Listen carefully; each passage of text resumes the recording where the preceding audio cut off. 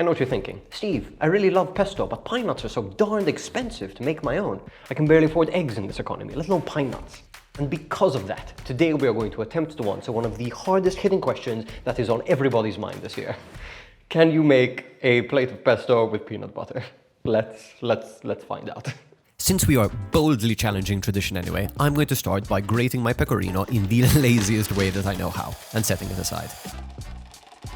Next, I loaded the blender with a few handfuls each of basil, which is no stranger to a pesto, as well as some mint, which is seldom invited to the pesto party, but is still a valid inclusion. Next, added a good dollop of peanut butter. I wanted to use chunky, but the store only had smooth in stock. I would have added a second dollop, but I missed. Next, added the typical pesto inclusions of some garlic, which I grated in, as well as a good pinch of salt and 15 twists of black pepper. No more, no less. I typically add a single ice cube to my pesto whenever I blend it. This helps to counteract the heat caused by the friction produced by the blades of the blender. Remember, cold herbs are green herbs. You know how people like to say, dance like nobody is watching? In this case, add some olive oil like nobody is watching. Once you're satisfied with the amount of olive oil, it is time to blend. To bring everything together, blend on low speed and coax your herbs into the blade of the blender until they're reasonably broken up. Then you can go ahead and add your cheese back to the blender as well as some olive oil to loosen things up if needs be. Keep blending at low speed until the pesto is homogeneous but not too smooth. Remember, you're looking for coarse but not too chunky. At this point, you can just store your sauce in the fridge until your pasta is done cooking. Obviously, because the sauce is so quick, I'm assuming that you've already added a liter of water to a pot, along with 1 tablespoon of salt, and brought it up to the boil. I'm also going to assume that you added fusilli to the pot because of how great the pasta shape is at holding on to sauces like pesto. And then obviously you cook this for a minute under the recommended cooking time, and then you drained the pasta water, saving it for the final step. Where you obviously already know how to add your pasta to a bowl along with plenty of your sauce and a good splash of pasta water, and to bring the pasta together with the sauce. Because you've obviously seen my Skillshare course, where I explain how to make the classic pesto alla Genovese, as well as a ton of other classic Italian pasta sauces. And where I teach you how to consistently cook perfect pasta.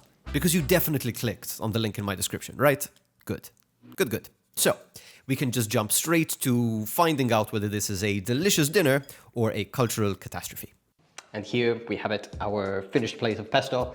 I'm pretty excited to try this because I absolutely love peanut butter and I love pesto. And I see no reason why this should not work together. So let's give it a shot. Get some peanuts, nice big bite.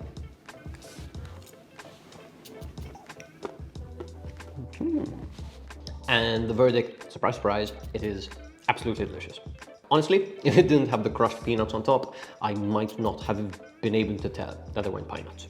And that's kind of the moral of the story over here. You don't need to rigidly follow recipes. I have made a bunch of pestos before without pine nuts and use things like almonds instead, like hazelnuts instead. Like you can use pistachio pesto is kind of like a thing because everyone's obsessed with pistachios. But I did a bunch of unconventional things over here. I pureed the sauce inside of a blender. I used peanut butter, which is freaking weird, and like the Italians will hate me for this. Like if there's any Italians watching, I apologize. I added a whole bunch of mint. Usually pesto alla Genovese is just basil. But even that's another thing. Pesto, as you know it literally just means like pounded sauce. Pesto alla Genovese is the specific basil and pine nut and whatever one that you know. So yeah, color outside the lines sometimes. It's pretty delicious. And like, don't be afraid to substitute stuff. Like, make them reasonable, but yeah, enjoy. Play with your food. Catch you next time. If you enjoyed this video and want to see me do other things to pasta that Italians won't appreciate, you can watch this video. Thanks, and I'll catch you in the next one.